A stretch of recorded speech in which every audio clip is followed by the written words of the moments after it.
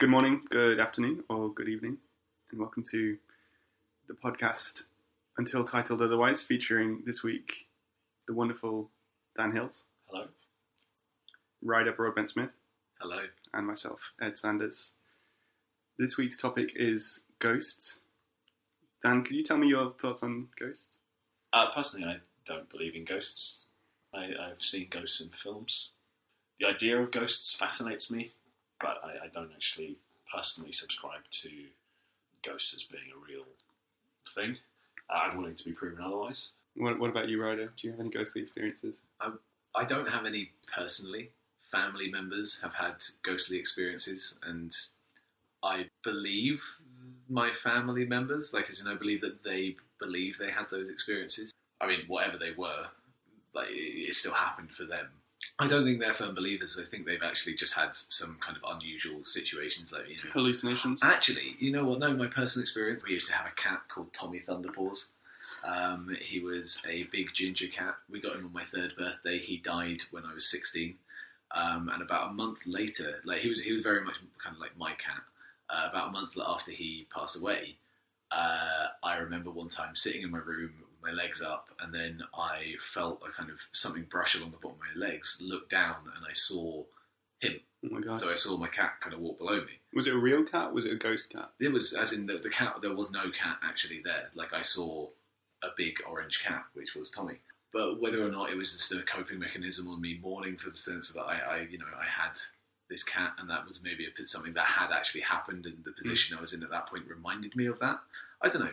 My experience of ghosts is tied to that in a way, in the sense that it's a coping mechanism. So when I was about 9 years old, we moved from a house that we'd always lived in into a different house, and it was about 100 years old. It had never been decorated, and I had this firm belief, that if I didn't flick the light switch 3 times before I left a room, a ghost would follow me out of that room. Wow. Did you ever see that ghost by not flicking the light switch 3 times? I was very, very particular about the light switch thing. So no, luckily the ghost never caught me. Where did you think this ghost had come from? What ghost was it? Well, I heard that the guy who lived in the house before us, all his family had eventually moved out, and he'd gone kind of senile and been moved into a nursing home, and I thought it was his kind of evil spirit.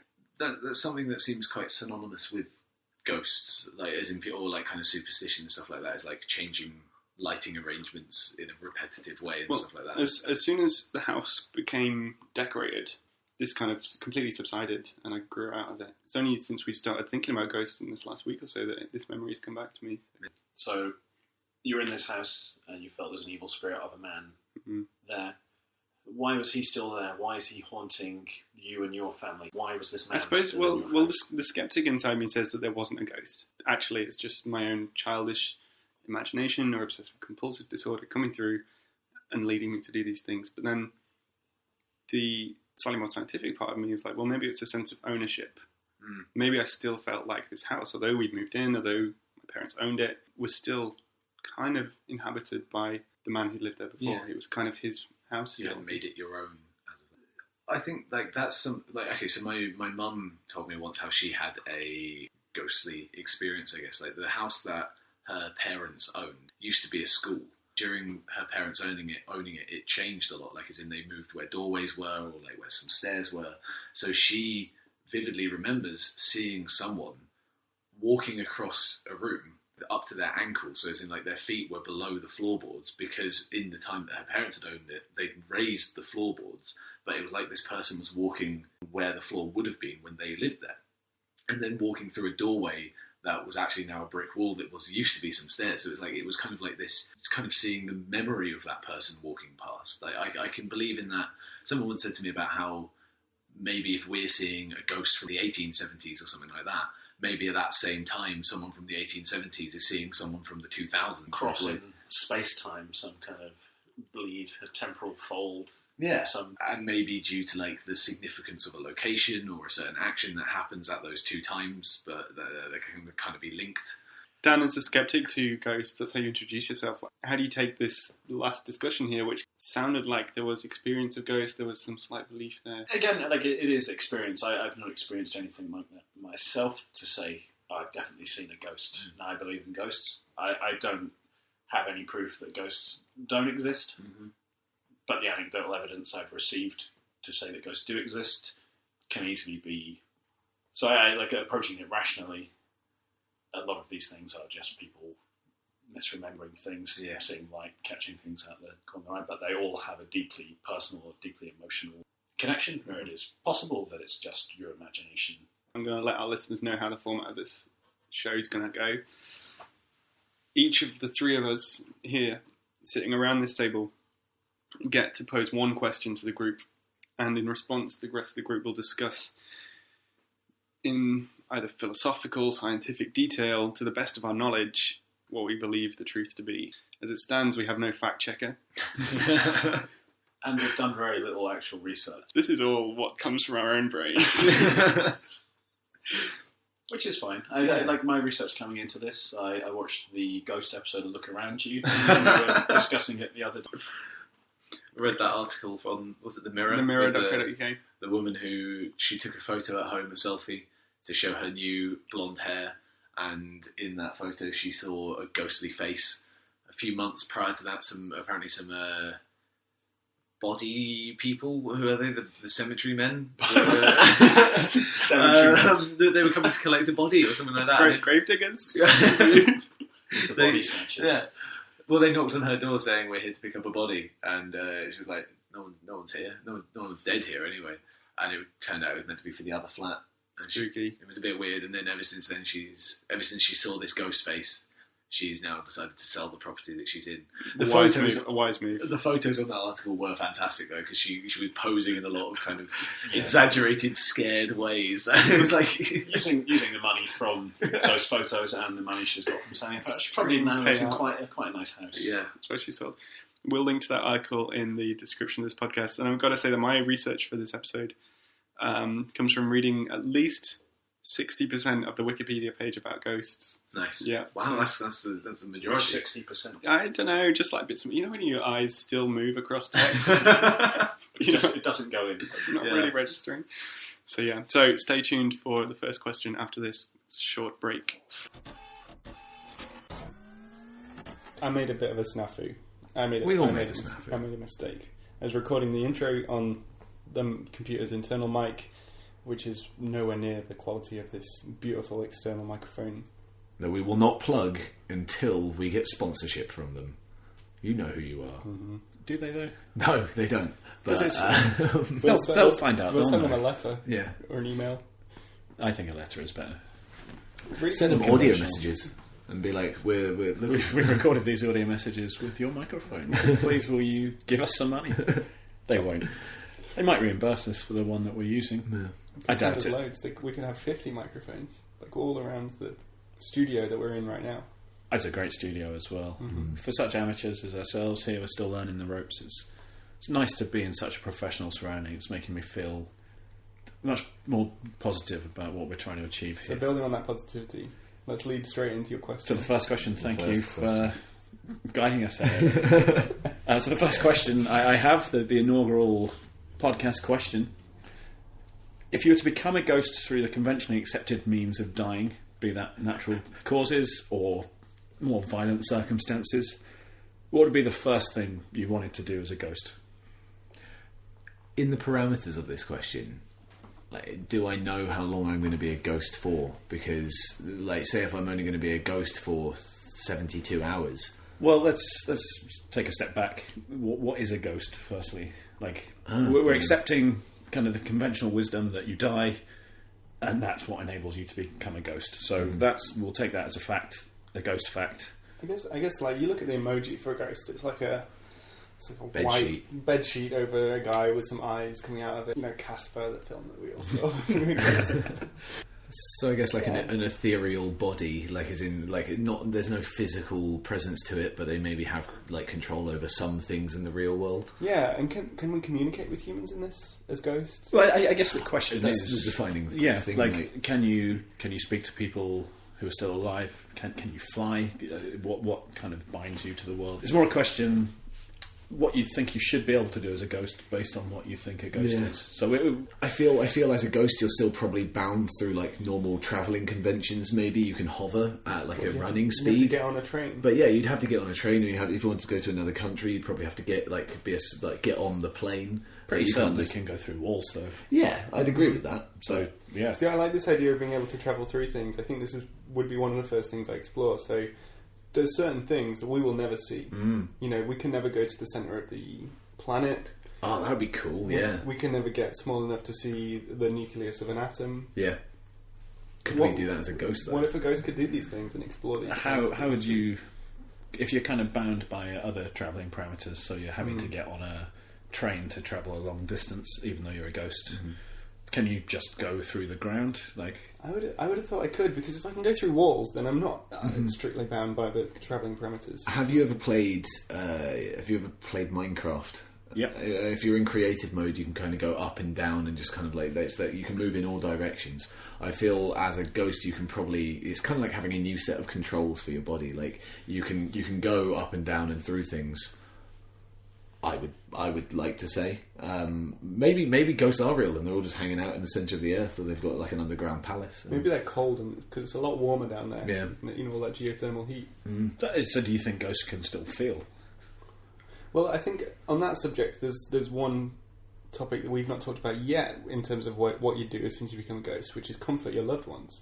You know, if you could feel emotions as a ghost, then surely you should be able to comprehend that your loved ones are going to be in a grieving process at that point. Yeah. Would you ghost them? I mean, the tradition is that you haunt them, but would you comfort them? I mean, a haunting, is that necessarily like haunting comes with a lot of like negative connotations, but just is the act of a ghost being around you, is that ghost then haunting you? Like if they're maybe there and like you can see that they're mourning your loss or the loss of you, but you can show them some kind of sign of you being there, then that like is that being haunted? It's a visit. You're Or being it's visited by your loved ones. stalked. They just can't let go. That's why they're still a ghost. They've not passed on to whatever the next stage is, which I'm sure is something in a future episode we'll discuss. Afterlives. I guess the circumstances of my death would contribute to how I would spend my first few hours. If I died in mysterious ways, I'd kind of like to know who or what killed me. I'd probably want to see my family. It'd be interesting to be at your own funeral. Yep. But on what you were saying about seeing things that you can't see on your day-to-day life, Ed, like going to some art galleries would be quite interesting, or like some places after hours, or like the kind of the restricted areas of some buildings. Do you think that's why some of these old buildings are kind of reported to be haunted? People just looking at some cool shit that they couldn't see when they were alive. Right. So you're at They the always Louvre wanted to after know dark. what happened in the headmaster's office when he wasn't like telling you off or something. So that's why the schools are haunted, right? That's people going there. Put Or them in their we place. could look at some poor people because we're all clearly very rich. We'll see if it's really as hard for them. Maybe you can like be a like a nurturing ghost to try and help them out, like as in you in the style of Like a charity ghost, is what Well, you're saying. The ghost of charities past, or Yeah. or riches past, sort of thing. Turn up and try and So you could this give is them- how no, you no. can make money in 10 simple steps. You could rob a bank vault for them and Yeah. then give all the money to the poor people. Could you rob the bank vault though? Because I mean, this is like, there's that whole like a poltergeist or like a kind of a ghost may have some control, like they can turn over a light switch or something like that. But I don't think they'd be able to like steal someone's someone's card and bring it bank card and bring it to you with the necessary information, or open a bank vault. Like I think it would be point for debate there is whether or not when you are a ghost people can see you. Do people have to believe in you to be able to see? Is it one of those kind of like positive energy kind of things where if you believe enough, you'll see it? So you're a ghost there, willing to be seen. So it's like Peter Pan with you're giving off these scents. You're changing the lighting. You're making it colder to try and let someone know you're communicating with them, and then suddenly they can see you. And then, are you like their ghost friend? Are you like Casper and Christina Ricci, just chumming around together, robbing banks? Going to museums after they're closed, or What about you? I think, can we pose this question back to you? yeah, What would you do? I would be interested in kind of the more kind of philosophical view, like why am I a ghost? Because if I died as a skeptic and suddenly I'm a ghost, I'd want to know why that has happened. it'd be interesting to see if there is like this ghost plane. You've got other ghosts that you can suddenly see and interact with. Whether or not we even still see kind of the corporeal world that we're in now as the same thing, if we are a spirit, if it's kind of a world that's exactly the same as our own. So I think it'd be the more inquisitive. I wouldn't suddenly like try and fly to the sun or whatever I can do if I'm a ghost and find out I can fly. Eventually I think I would, but it's not going to be the first thing in case that's a major fuck up. Investigate the surroundings. And you find out ghosts can still burn. Like you're a sheet, you fly to the sun, and you've got to establish you've got to establish the rules of this. So it'd be kind of testing the limits of what you can do as a ghost. That'd be a bit annoying though if like you were testing the limits of what you can do as a ghost and then you just accidentally killed your ghostly self. What's the worst that can happen? You just become a ghost again. And you everything's slightly degraded. Like I like that idea of, was it Constantine, where there's that sort of other realm but is basically the same as the realm that we're all currently in, but everything's just a bit more like messed up, and it's like how maybe the wall would be the same but there'd be like a couple of like weird faces moving in the wall, or everything's a bit like burnt out and demonic in a way, so it's like a kind of different plane of existence. Sounds pretty horrific. Still taking place in our existence. It all exists within the same sphere, which is why you get ghosts bleeding through. And so maybe there is the spirit world. But if that's true, then I think we've established whether or not ghosts have control over the world, because pretty much everything in this world, like the things we build, the things we use, we've created, and we have a definite understanding of where they've come from. So if ghosts do live in the same world, then they can't have created anything. Unless it's stuff I we guess don't it's understand. maybe that idea of non-direct control, as in like they try and do something and that doesn't work, but them accidentally bumping into something in the ghost world means that has an effect on the real world. It's like a force of will almost. You're a ghost that, if as a ghost you do have these things you need to achieve. So you need to avenge your own death, you need to comfort your loved ones, you need to scare the shit out of someone for 200 years that seemingly has no relation, which some of the ghost stories I've seen on a website I'll mention later from my hometown seem to suggest that people are just haunting stuff because they can. Yeah. There's no real end goal for them there. So it's kind of just a force of will that's letting these ghosts appear to us. That's a point in the sense of trying to find out what the limits of being a ghost are. Maybe your mindset and like your kind of way of actually doing things is very different to how it is on the physical world. So it's much more about like the way that you're trying to project yourself. Or, I mean, I guess the issue with this is that it is all very hypothetical, and that we don't know until we can interview a ghost. Well, I think this is drawing on my research from Wikipedia. A lot of the ghostly reports seem to come from spirits of people who have not fulfilled something relating to their death or relating to their previous life. They've got unfinished business.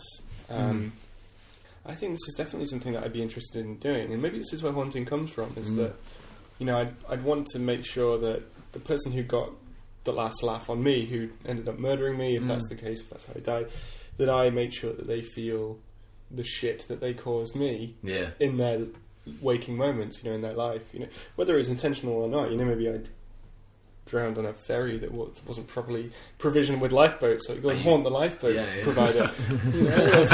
It's his fault, right? So I want to make sure that I get my own back almost. Or, closure almost, isn't it? For you. Would you not in that sense, like as in, but at the same time maybe there's been something that you indirectly did in your life that means that someone's going to haunt you. Maybe that's the test. It's the bigger person or the better ghost. That's what it comes down to. So they might have been the bigger person if Ed has accidentally caused some catastrophe somewhere. The ghost's been like, well, it's just an accident. We'll leave him be. He's none the wiser. He manufactured this lifeboat and it sank as well as the ship that was sinking, but it wasn't his fault. He wasn't to know. Whereas you've been on the ferry where this boat sank, you're like, this guy who built this lifeboat, he deserves all he's got coming to him. And then you're a much better ghost, but you're not a better person. I'm sorry to say that. Yeah. I don't think I'd ever be as petty as to try and get vengeance on somebody that I've never met in my real life. So why would I do it as a ghost? Yeah. But I guess, it goes back to that sort of thing of everything changes. You're in a new realm of existence. Like the rules that previously existed, or that they don't exist anymore, because unless the ghost police come and get you. because you're being a bad ghost. Are there ghost police?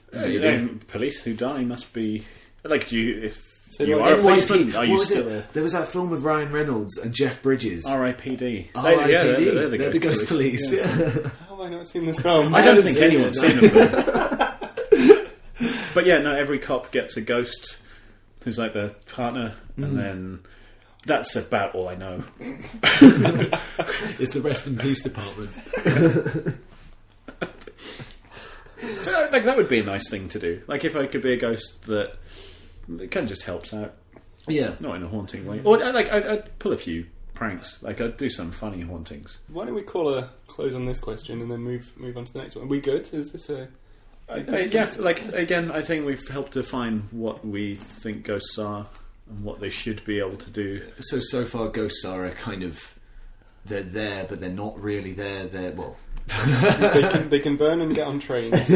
Yeah, They can Go also through walls. go through walls. they can They go can through the pitch and floor, yaw. but can't necessarily fly. Yeah. And they're all hanging out in the centre of the planet. Yeah, But they may things that they do in their ghostly presence may indirectly affect the real world. and depending what job you had as when you were alive, you may or may not get to hang out with Jeff Bridges. This is good. Was it Jeff Bridges? It was Jeff It Bridges. was Jeff yeah, Bridges. Ryan Reynolds and Such a Jeff great Bridges. film. I don't think it was. I really want to Or was see he it. the ghost? Maybe you get to It hang may out be with on Ryan Netflix. Reynolds. Maybe on Netflix. I mean, my question that I wanted to pose Okay, go. Let's do was, if you could choose a historical figure or individual to be your ghost companion that no one else could see or interact with, who would it be and why? So essentially, you kind of get the way that I was looking at it is like his Dark Materials. You get a familiar who I guess other people can see, but it's kind of like your companion. This is like someone who can maybe give you advice on things throughout your life. Doesn't necessarily be seen by other people, but it's just like someone that is always there for you. Okay. Well, this is where I wanted to talk about Houdini. Yeah. Knowing the question you were going to ask. So Houdini, very famously, was a magician, an escape artist, who's good friends with Arthur Conan Doyle, who, in his later years, started to very firmly believe in kind of ghosts, the spirit world. I was not aware of that. Yes, I don't know if you remember the fairy photos that came out. Yeah. So that was Conan Doyle. He was he started to believe in the fantastical.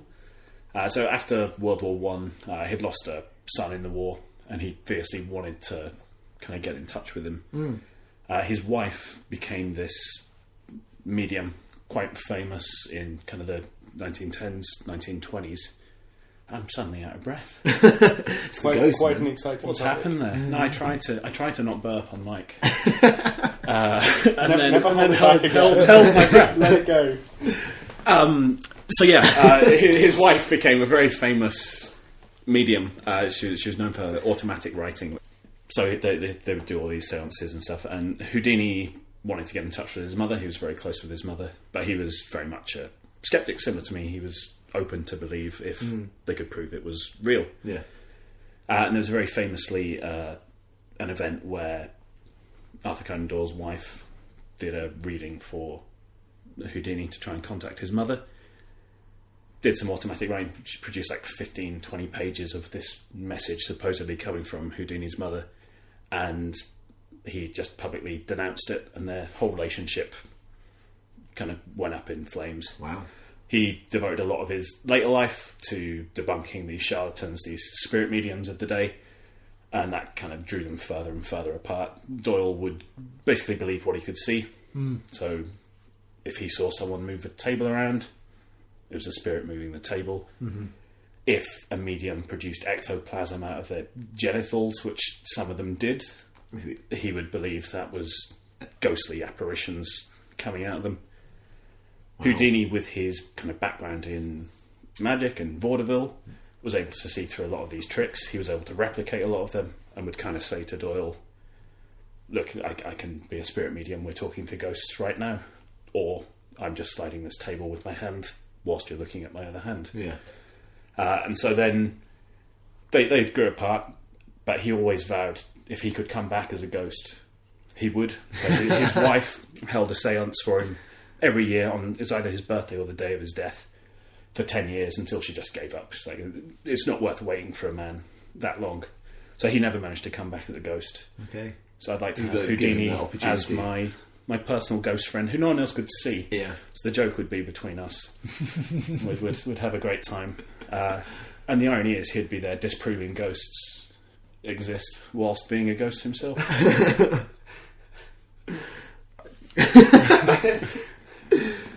I guess, does he know that he's a ghost? Like, I'll tell him. Yeah. Like, if your question says only I can see him, does that mean he's even real, or am I just imagining? I mean, him is he actually a ghost, or am I insane? he's a ghost. Okay. Like, in the parameters of it, he is a ghost. So he's my Jeff Bridges, Yeah. and I'm Ryan Reynolds. I thought it was the other way around in the film. I I don't know. thought Ryan Reynolds had a premature death and then because he was so young, he got drafted into this. I don't know. Let's make this the RIPD podcast. That's good justification, good reasoning. Yeah. I like that. That's good. Conan Doyle also used to have a spirit guide called Phineas, who would make a lot of decisions for him. Oh, wow. There's a famous story where one time him and his wife managed to get a train delayed using Phineas as their argument. He'd told them they couldn't get on the train at this time. A disaster was going to happen, blah, blah, blah. Right. So they managed to get an entire train service delayed on the word of a ghost, essentially. That's amazing. This just strikes me. I mean, I'm in skeptic mode right here. It's just like a slight megalomania just going on. You know, the I can talk to God, I can talk to Jesus, I can talk to my imaginary friend kind of vibe. Well, I think for him it kind of did come out of... Like, he was quite spiritual. I'm not an expert on this. This is the whole point of the podcast. He definitely wasn't in that episode of Look Around You that I watched. Or was he? He may have been. He may have been. He could have been guiding it. But yeah, no, it was basically kind of a desire for him to be able to speak to a son he lost too early. And the whole kind of era, like the early 1900s, following the First World War, so many people wanted to get in touch with people they'd lost. It was such a global kind of death. That's the thing in itself. Like in say a location where thousands or hundreds or thousands of people have died, like you can definitely feel something in those locations. Or at least from my own experiences, like there are the sort of mass graves in Belgium. Ypres. Pardon? In Ypres, which is like where one of the battles, Yeah. largest battles was. Or just kind of in historical places where you know things have happened. There are like friends who have visited Auschwitz can say that you can feel a presence of there, and maybe it's just because we know the significance of that location. But there's a mass of human life that has been lost there, and maybe there is some residual effect on a location. I don't know. This may be. But who would your one person be though, regardless of the mass deaths? I was thinking someone like Nikola Tesla, because he probably wouldn't accept the fact that he's my Just ghost. extended this invitation to come and be my personal ghost. No, mate. I'd rather just be dead. Maybe he made himself a ghost as one of his experiments. Purely, or I guess there's the entertainment factor. Not that isn't it, when considering an answer to this question, there's like, who do you actually want to be around you all the time? That you like, you can't say, oh yeah, this person's bugging me. Like they'll just think you're mad. Yeah.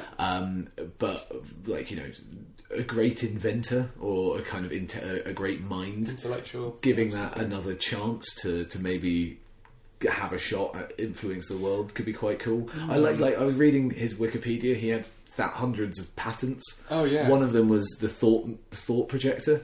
Like you sit in front of a projector and it projects your thoughts onto a projector. Did he invent a death ray as well or something? Probably, but it's like, and a lot of his stuff was, I reckon, theoretically possible, and that he just needed enough time to do it. But I also think like he's maybe in that sort of generation of, like, you know how like throughout human history there have been a lot of great minds who have had opportunities to do stuff. Like Da Vinci bloke. I mean, the Da Vinci. Dan Brown. What strikes me about Tesla is he's kind of the was to Edison's Steve Jobs, in the sense that he's the great inventor that came up with fucking fantastic things. But the only person that actually marketed them was Edison. He's the one that... I've heard a lot of bad stuff about Edison, though, and I guess we don't know the actual situation, but bad stuff about Steve Jobs. It's too. true, but like maybe he could have had a better opportunity to make his stuff improve the world or whatever. or have some crazy inventions like death rays, but because of the interest of someone else, didn't get the opportunity to make them. Would you not be the one taking all the credit for their inventions at that point? I would want to make them open source. Okay. Yeah, so just put the as in anonymously release them and just leave blueprints in laminate some blueprints and leave them in places. How many open source things are? How many inventions you've let's say you did just find a None, blueprint in the street that had been laminated. Someone's buried it, you find it sticking out of the ground. What do you do with it? Unless you're a mad scientist yourself, you've just got this laminated blueprint. And then maybe start a Kickstarter, saying I found all these blueprints and this what should we do? Are they real? Let's get some scientists involved. Let's make some things. And then it turns out he's tricked you. You have just equipped everyone with death rays. You kickstarted death rays. Oh. Okay. And he's a ghost. He doesn't care. He's already dead. I guess also, he was. Did you ever see what was that film with Christian Bale and Hugh Jackman? Huge action. The Prestige. The Prestige. The Magicians. Yeah, the Magicians. But Tesla was in that, and he was played by David Bowie. I'm thinking of the David Bowie Tesla. So because David Bowie is still alive, you want Nikola Tesla as played by David Bowie. I just want David Bowie to be my companion, but he's not dead yet. He's not a ghost. I don't know. I guess even in the same vein, having someone like Da Vinci as your ghost, or some great artist or something like that, and just see what it's like to have a chat with them. That person or that influence on your life could mean that you could do things that you couldn't do beforehand. Might be quite nice. I actually like the idea of a scientist. My initial thought was Isaac Newton. Yeah. Because he was another one of these polymath, let's do every single science, let's make tons of discoveries. I heard once that, because he wrote everything out by hand, he wrote 10 years worth of notes, he had them all stacked up, and his dog knocked over a candle and set fire to them. Wow. So what did he do? He wrote them all down again from memory over the course of a few months. This entire burn second. So he's completely focused. But then that's insane. If you could remember it all, why bother writing it down again? Seems like a waste of time. He wants to pass on this knowledge. You can't just stay in. But you're getting him as a ghost now. He should have known that. This is it. This is actually it. This is where the doubt comes in, because what if he was a dick? Because people who are good at staying in their room for hours on end and being locked away from the world, generally their social skills are kind of lacking. So what if I encountered this guy? But also, what if I then just became his scribe? What if he had all these great ideas and he just used me as a medium? But in the modern setting, though, as in, as far as everyone else is concerned, unless you're doing what I did, where you leave laminated blueprints around, you can take the credit, but would it be empty? Because you're saying that no one else is aware this ghost is here. It depends how good a person you are, Ed. This is another topic that we're talking about a lot today. And it reminds me of the film Ratatouille. Yeah. Oh yeah, because the rat is actually the good chef. Yeah. But the human is the one getting all the credit for it, because he can't tell anybody about the rat. And that eats him up inside, as in he I think he does anyway. Both of them, yeah. Yeah, as in he wants to be able to. He wants to be this good chef, but he isn't, and that starts to impact his love life. He has a ghost as well. The rat has the ghost of the kid's father. He does, doesn't? No, it's not the kid's father. He starts seeing the chef who is. Oh, is it the? Okay, yeah, we find out it is the kid's father. Yeah. I'd just like to say at this point, I haven't seen Ratatouille. Oh, you should see Ratatouille. Oh wow, I haven't seen Finding Nemo either. What? Well, come on. Sorry. What do you do with your time? Very little, actually. Anyway, I'm sorry. That wasn't supposed to be a downing and diamond in your lifestyle. I'm sorry. Who else? Okay, famous historical figures. So maybe it would be a comedian. Maybe that'd be good. Comic relief. Yeah, Robin Williams. Feeding your lines. Whispering to you, you'll be well loved. The origin of this question kind of came from. Have you played the Tales from Borderlands? No. Okay, so there's a video Telltale make a series of games where it's kind of stories that you have a direct impact on, and you're it's as close to an interactive movie as you're going to get, unless you're watching an interactive movie. And in the Borderlands one, one of the protagonists has a kind of technology eye. And what does that mean? He's got a bionic eye. Okay. Bionic eye. Harry Potter have one of those where he could Mad Eye Moody. Yeah, he had one. Basically, he gets downloaded. The antagonist of Borderlands 2 gets downloaded into his head, and he's kind of this. He's called Handsome Jack. He's a like kind of insane man, but who's quite funny. Knows how to get the best out of any situation that he's in. So it's like, and from that then leads the protagonist of Tales from Borderlands to be in situations that he wouldn't have been in previously, whether for good or bad. And having that kind of, it's kind of like having the devil or the angel on your shoulder, if you know what I mean. It's just like a second source of advice who really, they are, at the end of the day, probably going to try and help you out, because if you don't exist, they don't exist. Unless they found someone else to haunt. But are they really haunting if they're just being friendly with you? If they are your companion? Maybe, yeah. Like, this goes back to the definition of haunting. Like, what if they move on to just a different person? Oh, it's just your turn to have this person. Like everybody gets a turn, or everybody they decide gets. It's like the town bicycle. Everyone gets a ride. That's good. Yeah, I don't know. Just a ghost slap. Have you ever seen the film Ghost Dad? Not to bring Bill Cosby into this. I think Bill Cosby, Cosby. Bill Cosby. Bill Cosby. Yeah. Yeah.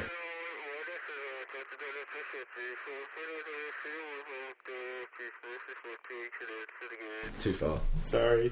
Yeah. So what was the point about Ghost Dad? Hang on. Depending how we're editing this, let's just have a moment of silence here, and then I'll say, has anyone seen Ghost Dad? Just remind Wait, us. no, because that wasn't a moment of silence. That was just laughter, and then has anyone seen Ghost Dad? We'll leave this in. Has anyone seen Ghost Dad? It's got Bill Cosby in. He's dead. He's like a ghost companion to his daughter. Okay. Would you have someone you personally know as a ghost companion? My father did actually pass away when I was quite young. You know, I was like 11 years old, and I lost my father. So, yeah, I guess the idea that I could not just have my memories of him, but actually the real him still, how he would behave in certain situations. You know, what advice I get from it. It's actually quite an encouraging thought. Yeah, I think we've all focused on a much bigger picture. We want someone famous, someone who can improve our lives immeasurably, someone who we can basically cheat through life by using. Yeah, but kind of on an actual emotional personal level, someone who you miss from your life that you could have, like your pet my cat. cat. I was thinking about Tommy when you were saying this. It's like I would love. I've had I once met a kitten in the road where I'm living at the moment that really reminded me of Tommy. It was mainly because it was a ginger cat. Never seen it again. I just had a little moment with it, had some strokes, and like there was a point when we had Tommy that he went missing for a couple of weeks. So I've now said to myself that Tommy in the past fell through a time hole and met me in the future and then fell back. It's much more likely that he ran away, got hit by a car, and then came back home. Let's not focus on that. No, it's not focused on that. But yeah, I mean, it would be great. Like actually, like having just a past loved one that you have lost with you forever could be quite comforting. And that comes back to what we were saying before, as to whether you can come back as a ghost to comfort people, that sort of thing. Yeah. You can actively choose for that, and how ghosts can be a coping mechanism for some people. I would certainly trust a ghost of a loved one more than I would trust a ghost of Bill Cosby. Bill Cosby. First of all, he's not dead. In Ghost Dad he is. He helps with the magic trick. It's the only scene I remember from the film. I don't think I've even seen the whole film. His daughter's locked in a trunk in front of her classroom. It's like show and tell. Yeah. She's doing a magic trick, but she drops the key out of her mouth or something, or it was hidden, and then he just pops up through the bottom of the chest and is somehow able to... I can't remember, he passes the key to her, or if he's like, come on, you can get that key, and then she gets the key and she gets out. It's like, oh, magic. And everyone hoops and hollers, and then the ghost Bill Cosby's just there looking proud. Yeah. He doesn't mind that he doesn't get the credit, because his daughter does. Yeah. Yeah. So he's happy to see that. Can I bring up another film? I want to bring up the film Contact. Jodie Foster? I've seen half of It's Contact. a very weird film. Never seen it either. Does it have ghosts in it? Well, if you've only seen the first half, then it might not be relevant. I kind of want to see the rest of it. Because they're building this giant machine to try and make contact with aliens, and she gets dropped through the machine, and to everybody onlooking, it just looks like she falls through it. But in her experience, she goes and meets her own father, who also died, and she's on a beach somewhere, and he's giving her advice and talking to her and such. And that's because I think when she was a kid, he died because she couldn't get his medicine fast enough. He was diabetic or something. Yeah. Yes, I remember that scene. It was in the start of the film. Yeah. Really well shot scene as well, because the camera sort of pans back and then it turns out that it's actually in a mirror. Yeah. It's crazy well shot. So I don't know, there's that. Well, have you ever seen the first Tomb Raider film? Yes. When they unite the two halves. Finally seen a film that we're talking about. There is a scene where they can basically turn back time, and Lara gets control over like this great ancient power that's from a meteorite or something like that, and she goes back and talks to her father, and because they had unresolved issues and stuff like that, and it's basically them talking about like, you have the power to do all this stuff, but you really shouldn't, because it's not morally correct, and it's not right to do it that way. I guess it's that similar sort of thing of like, I think maybe if there were extraterrestrial forces, or just like, I mean extraterrestrial in the loosest of terms, in the sense of like, we have the normal world that we perceive, and it's anything separate from that, non-earthen. Like, it's gonna relate to you in ways that you can understand, and like. But I guess from their perspective as well, it gives you an unfair advantage over the rest of humanity, and maybe in their morals that's unfair to them. They don't want to give you a leg up. And right, I feel I should bring it round to the final question. Is that okay? Yeah, that is okay. Yeah. We went on a tangent there, but it was a nice tangent. It was enjoyable. It was lovely. The scenery was beautiful on that detour we took. Okay, so the final question is, if ghosts were proven to be like scientifically, irrevocably, completely real tomorrow, what do you think the first effect on society, or on your life, on the lives of others, what do you think that would be? What do ghosts need? Like, to continue being ghosts, is there suddenly going to be extra pressure on us as living people to be looking after these ghosts? Or are they self-sufficient? Is there suddenly going to be like overcrowding? Do ghosts need jobs? Chairs. Yeah, exactly. I would probably be in the mindset that ghosts don't really need anything, maybe except for just companionship and nurturing, like as in they're in this empty plane and they need just the real world to kind of acknowledge them. Like, privacy would be a big thing. Like, you can't stop a ghost going into a meeting of, like, can everyone see them? Like, how do you can't stop ghosts from going into a meeting? Yeah, well, like the White House first meeting or the Pentagon meeting. Yeah, okay, that sort of meeting makes sense. Yeah. I was thinking more just a ghost watching you shit. That's a bit of an invasion of privacy on from a personal level. That's the whole point. Like, you could just be sitting on the toilet, and then a couple of ghosts just come in and start staring at you, and it's like maybe there'll be ghost terrorists that were like, we're not going to stop haunting you or causing you bother until you give us some ectoplasm. Yeah. Like they would just drive you insane, wouldn't they? Like you wouldn't be able to sleep. You wouldn't be able to. They'd always just be there. function. Like, and I'm assuming in this instance we can communicate with the ghosts. Kind of, they're there. They're as real as we are. Let's say they do need something. Let's say they can exist for 72 hours from the moment of their death. And if they died in unusual circumstances, then they need to settle the surrounding of their death in order to move past the ghostly. How are those unusual circumstances justified? As in, if I die and I consider my circumstances unusual, does that mean I get a kind of free pass? The ghost needs to be able to comprehend its own mortality. It needs to have understood its own death and come to terms with it. So is everyone coming back as a ghost here?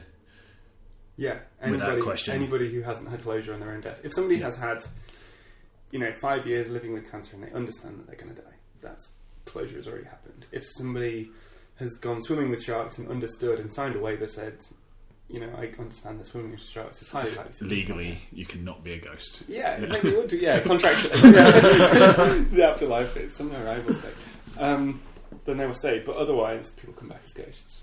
Do you think society would change? I think there'd be a lot more accountability. Kind of, if we're kind of using that very specific example where you've died under and you've been murdered, been part of some accident where blame needs to be placed, going back to the lifeboats. So you're in a sinking ship and someone needs to be found. So there's a whole boat full of people now who are going to come and haunt this lifeboat manufacturer. Yeah. Is it really their fault? Do they deserve? Like, is it a just punishment to get closure for Do you these think people. murders would happen as much? Yeah, I mean that was like law enforcement would change in the sense of like if you killed someone in those 72 hours, it's much more likely that they're going to be able to point you out as the murderer because they can call a ghost to the trial and be like. At the same time, did is a it. ghost a reliable witness? If they were a ghost because they don't comprehend the nature of their own death. They would. Like But maybe you part could of call them as an eyewitness. I think they'd be although then they'd be biased because they're the one who's just been killed. But you could also get it like as in someone's killed by someone else with the like. Say for example, I'm in a difficult financial situation for my entire family, and I'm responsible for it. And someone gives me a way out of saying, "Okay, we're going to kill you, but we're going to make your family financially okay, as long as you say it was this person that killed you." Yeah. And then it's like a way of you kind of framing them for financial benefit for your loved ones after you've passed. Like that's a Bribery of kind, isn't it? Yeah. But then you would know the circumstances surrounding your death at that point. And So wouldn't become a ghost. yeah, because there's no closure. What if to they the- just get you at like as in they don't tell you when it's going to happen? They'll just like as in say it will happen while you're sleeping or it'll happen while you're just like they'll just pop up somewhere and just smack you around the head with a big But axe. the fact you've made this deal and now you know you're dead means the two are related more than likely. That's And a if good point. you have been killed by someone else, then kind of the universe may recognise that and bring you back as a ghost. I mean, if there's this time limit as well, what if there's people fighting over access to the ghost? What if there's one law enforcement, like from different jurisdictions, say, fighting over access, fighting with the family? Who gets the right to see this ghost? Does the family? Does the... I people think who the watch ghost would just be able to choose. Like, if it can just walk through walls, you can't detain a ghost. It does what it pleases. Because it's the ghost ultimately that's looking for the closure there. So the FBI can't roll up and lock you in solitary for 72 hours to figure out some national security plot when you want to go and hang out with your mum. It's interesting how our immediate thoughts go to how like the legal systems would work rather than and like how all this sort of thing would be policed rather than like it'd be just nice to have those when someone dies. It'd be nice to have a few more days just to communicate with them and say your goodbyes and stuff like that. Like, Well, and this is why I think if it is kind of the example you gave, where it's people who are unsure of their death and need that. I don't Closure, even necessarily think it's closure, but it's just an answer. Whereas if you die of natural causes, it would still be nice to have those 3 days to say your goodbyes. But in this example, you were dying, so you should have already made peace.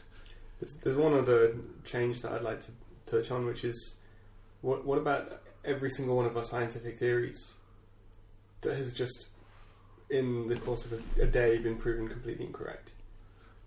in what way? Because if there's things that can go through walls and are still able to communicate with you, then what does it bring the entire question of matter and gravity into question? All these things. Well, it's basically the existence of an extra dimension, an extra plane, which is something until that point we've not been able to believe in. So everything we know as humans is still the same for us. Like, we still can't walk through walls, but it's a case of then having this new energy, this new force, this kind of element X that we can try and harness in some way. It depends whether or not Would it's there be something we scientists, and the scientists are fighting for access to these ghosts, trying to figure out how they come to being? Would they turn them into the next marketable product, like a microwave or or Wi-Fi?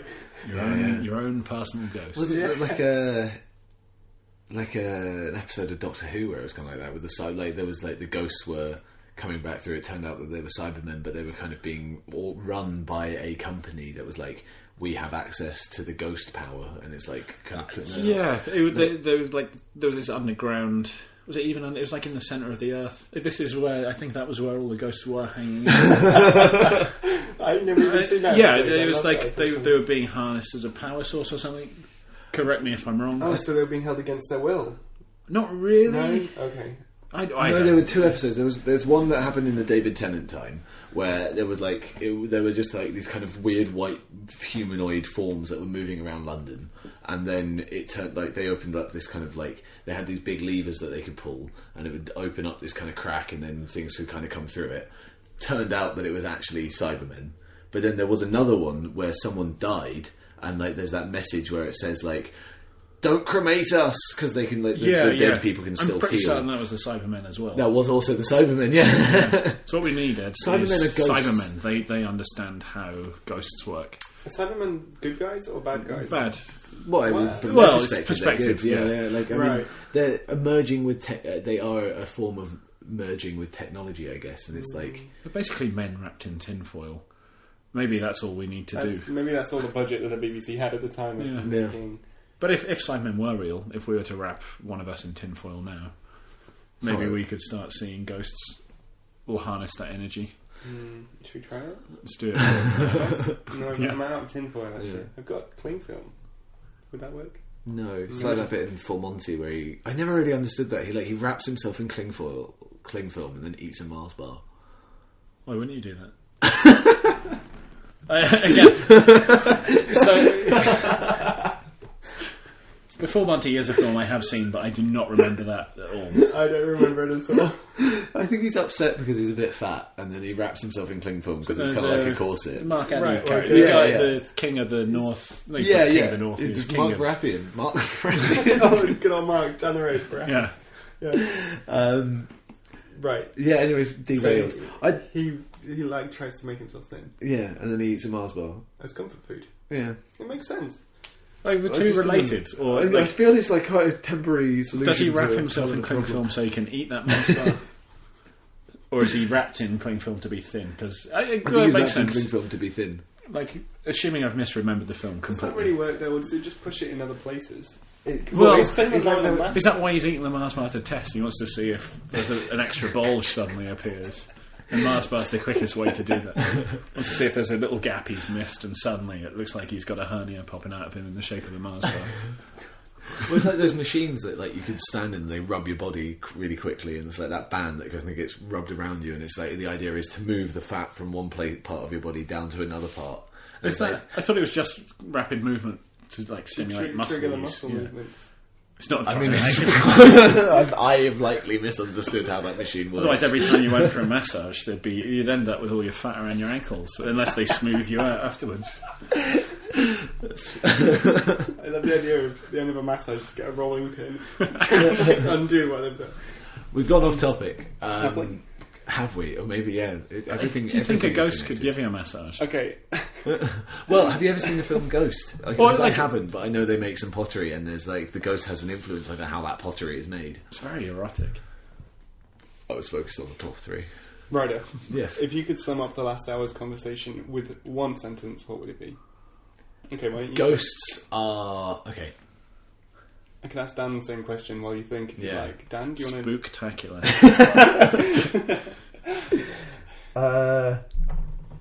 Don't put your head on the table. Don't put my head. Okay, sorry, that made a large noise. If ghosts were real, it would fundamentally change how we interact with our day-to-day business. Good. very It was diplomatic. one sentence. Yeah. I'm just going to go ahead and say that I don't think ghosts are a force to be meddled with. I want the dead to stay dead. Leave them where they are. Well, so let's say The Walking Dead. We're talking about the dead. Zombies. If The Walking Dead, I assume you've both seen The Walking Could you Dead. be a zombie and a ghost at the same time? So my question was going to be if The Walking Dead was like the walking ghosts instead. So they're not zombies, they're not after your flesh, they're just ghosts. Like, they're still dead, but instead of zombies, it's ghosts. The walking ghosts. Yeah. Everyone's just ghosts. Like, there's much less peril. I think there's more, like, psychological Yeah, trauma I that think could occur. the main issue, yeah, I mean, like ghosts can't impact your immediate surroundings, as I feel we've established. Goes whereas back like to a the- zombie can kill you. Yeah. Well, the zombie is the physical form of the human, whereas the ghost is the spiritual. You know, it's the personality, it's the what they said. I think that's why I reckon you could be a ghost and a zombie at the same time. The zombie physically assaulting you, and the ghost mentally. Do you ever see Warm Bodies? Warm Bodies was a great film. It had the guy from Skins in it, who's Yeah. also in Mad Max, and it was basically that he is a zombie and he's still conscious of himself. He doesn't really remember who he is. Doesn't but his, it's his like, heart starts... well, this is all part of being- it. True love yeah. starts to play a factor, but like he is a zombie, and he doesn't like the fact that he keeps on killing and eating people. But it's just something that his body is doing without him consciously telling it to. He does get a satisfaction out of it, but it's like it's not something that he wants. Kind of an interesting idea that when a zombie eats a brain, like it gets the memories of that person. Oh, don't get me started on that. Zombies is a topic for another day. iZombie is iZombie. iZombie. It's on the CW. It's a TV series. It's based on What's a the CW? comic strip. It's a American network. Yeah. It's got Supernatural. I'm out of the loop. It's largely based at teens. Veronica Mars. Veronica Mars was great. But no, iZombie I She's think on is mystery. squarely based, like targeted at teenage girls. I fucking love it. But if there's ever a zombie episode, we will discuss that at length. We'll discuss that at length. We can have a podcast just That'd about be that. good. Like having like a ghost detective. Like Wasn't someone who that can, Douglas Adams did that, didn't he? Wasn't with Dirk Gently's Holistic Detective Agency? Oh, not Dirk Gently. No, I'm thinking of Randall and Hopkirk, deceased. Nothing to do with Douglas Adams. Living detective, ghost detective, R.I.P.D. Thanks for listening. And on that note, we will see you next week.